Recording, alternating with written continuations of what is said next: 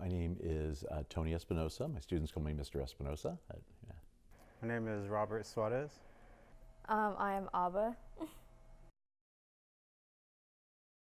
I am an English teacher, high school English teacher. I work for Lucky's as a key carrier supervisor. I am a student at Mountain View High School in freestyle, and I also work at the counter.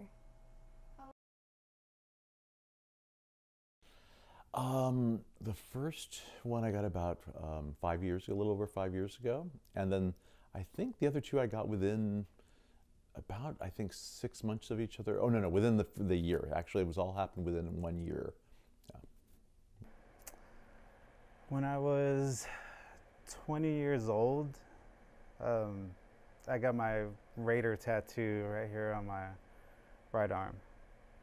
I got my first one when I was 15, and it was in Asia, and it was like a total sketch shop, and I went in with my uncle, no paperwork, and they just tattooed me. Did you get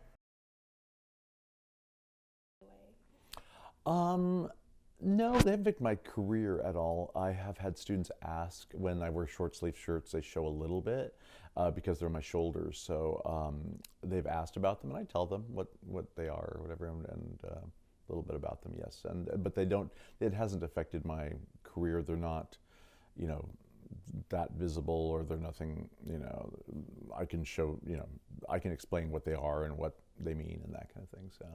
Yeah. No, it hasn't affected, in any way.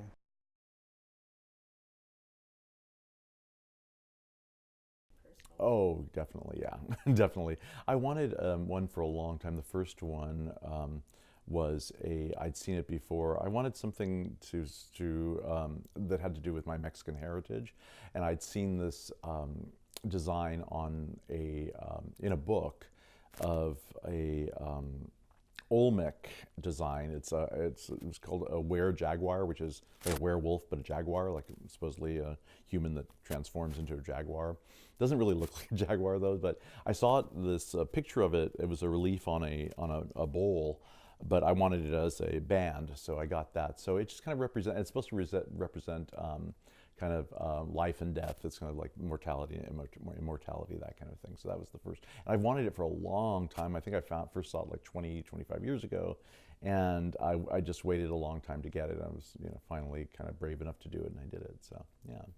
And the other two are actually more about I'm Catholic, and so they're more about my faith and about being Catholic, my religion, my religious space. So yeah. The last name, obviously, just my last name, but this one, Big Brother, my sister got little sister, the oldest got big sister, so it's just, the siblings.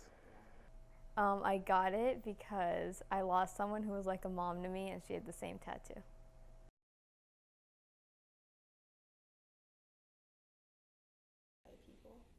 I think a little bit in the beginning they did, because I was not necessarily the type of person to have a tattoo or something, but again, I'd always liked them, and I'd always seen something about them that I was interested in, and so one thing that worried me, I've heard that they can be addictive. I mean, that people want get one and they want more and more. It's almost like you can't stop getting them, and that's kind of what happened to me in that year. Kind of, I knew but I knew I wanted certain things, and I've thought about getting more, but I haven't. But some people, one time my sister saw me in a tank top, and she said, "I didn't know you were so tatted up." And I was like, "It's 3 tattoos, and they're not that big or whatever, so it's not, I'm not getting, I don't have a sleeve or anything like that." So it's, I don't.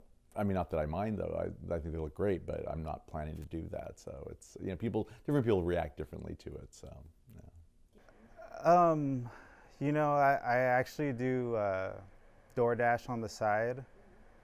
And I feel that when I wear a short sleeve shirt and I go deliver to certain people, they kind of look at me at a differently compared to if I were to wear a long sleeve shirt. Um, I, it's weird. I feel like I get a better rating when I have a long sleeve shirt on. I don't know, if it has to do with that. It's crazy. Well, a little bit, because there are definitely some friends, parents who like not wanting me to hang out with their kids anymore because I have tattoos or facial piercings and stuff.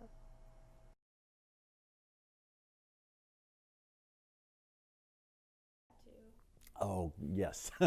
Yeah, because I remember a friend of mine said a long time ago about doing things that are, some at least permanent or almost pretty permanent. Is she mentioned this saying, the tattoos of life, like things that are either you can't change or are very difficult to change, or permanent kind of thing, is to really think very carefully about it and think about how it's either going to look 20 years from now, or if you're going to want it 20 years from now, how you feel about it.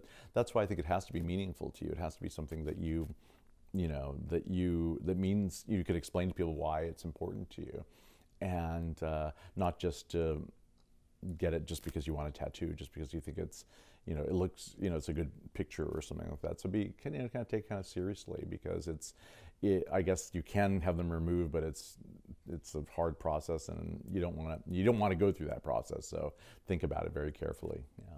Very careful with the design you want and that kind of thing. So, and also choose the person or the place very carefully, because it's if you go to a good place, it's fine because they're very sanitary and take all the precautions. But you have to make sure it's a reputable place. Yeah. Yeah, just put some thought into it. Just don't slap anything on your body, that you're gonna end up regretting later on.